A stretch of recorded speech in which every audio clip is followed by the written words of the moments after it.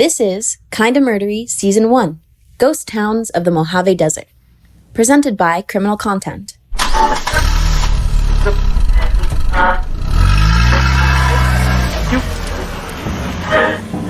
You're rocketing down the 15 freeway between Vegas and LA.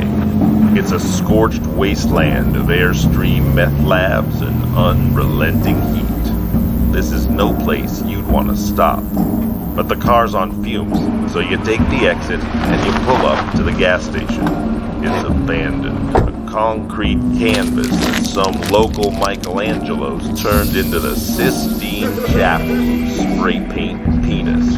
A grave marker for every crazy story lost in the desert sands. These are the ghost towns of the Mojave Desert. And this is Kinda Murdery.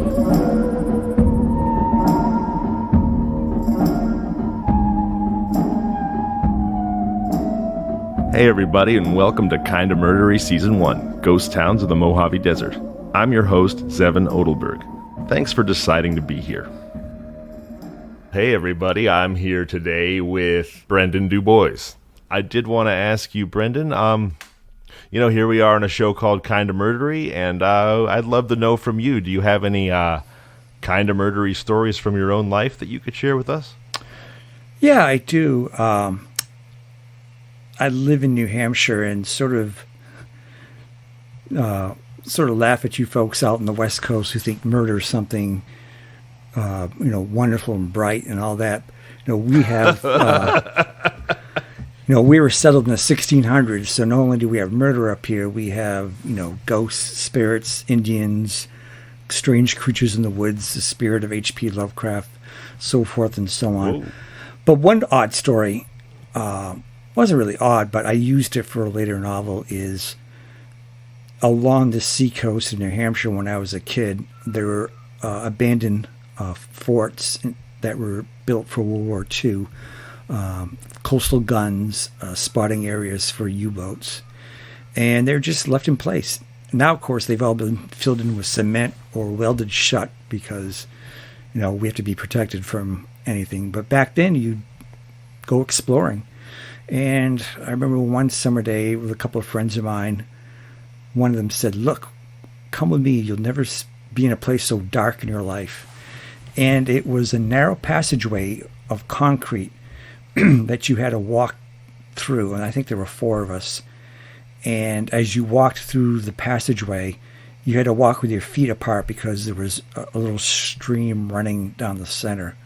And it was in the subterranean bowels of some military fort. And as you just were walking, so I can properly imagine it. Sorry to interrupt. No problem. How old were you at what era of your life was this taking place in? Who was the friend of yours? 16 years old. And can you tell us who the friend was and give us a brief sketch of their personality? His name was Frank. He lived in the area. He was with me in the debate team. Kind of a guy who would accept challenges or dares, and I guess he sort of dared us to go with him. And the Marty McFly, if you will. Yeah, so as you're going deeper and deeper, you look behind you and you see the entrance that you came in sort of narrowing and narrowing because there's no light. And then you make a 90 turn to the left, and suddenly you are in the most utter darkness I've ever been in. And you're still walking, and because there's no ambient light, there's no light from a flashlight. We didn't have flashlights.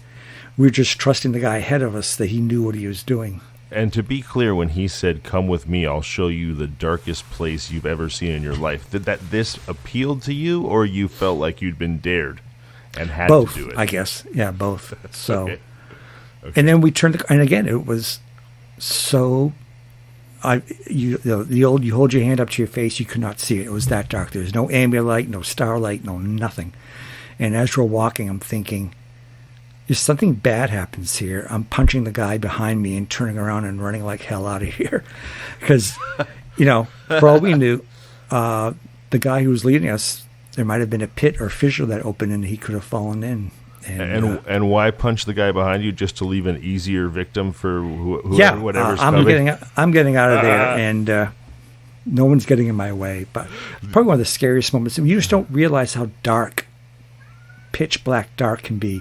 Even in a darkest home or house, there's ambient light from, electronic devices or microwaves.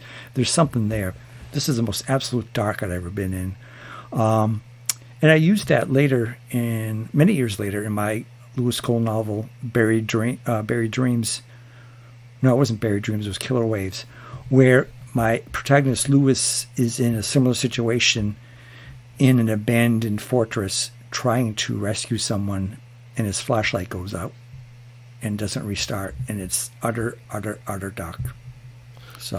So whatever became of you guys sounds like you were in a culvert or a drain pipe of sorts. How far? It wasn't a drain pipe. It was a passageway. So there was cement on top, cement around us. And eventually it came to another turn, and you could see a little square of light ahead of you marking the exit. And we just increased the speed and got out of there and said, boy, were we dumb. And how many of you were there? 4. In the pipe. Did anybody have a total freak out mental breakdown? Someone was starting to panic, and luckily he was a smoker, so he was able to light off a match just to get a bit of wow. So it was pretty creepy. I mean, that could have backfired with the match. Spectacularly backfired in so many ways. Yeah, so, gas leak or something. Yeah. Oh my God. Why are all these dead birds around? Yeah. Yeah. I think I just stepped on a bone.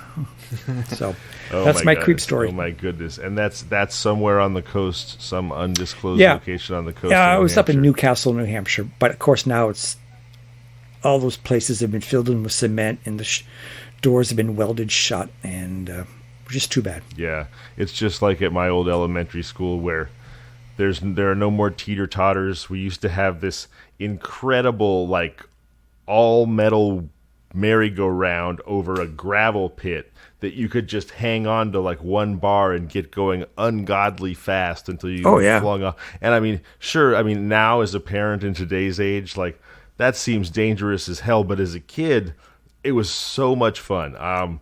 And so I do think there's something of a downside to how much we tend to protect ourselves these days, and just the the feelings of danger and terror and overcoming them are often part of growing up and gaining confidence even. So yeah so that's a cool story. Thank you. All right, well, this has been wonderful. For Adam Volrich and Brendan Hubbard, and of course for the charming, the talented, the incredible Brendan DuBois, I'm Zevon Odelberg, and this has been Kinda Murdery. This is Kinda Murdery, Ghost Towns of the Mojave Desert, presented by Criminal Content. You can find us online at kindamurdery.com and on all social media at Kinda Murdery. Email us at contact@kindamurdery.com. Listen to us on all your favorite podcasting apps: Apple Podcasts, Spotify, Overcast, Google, and more.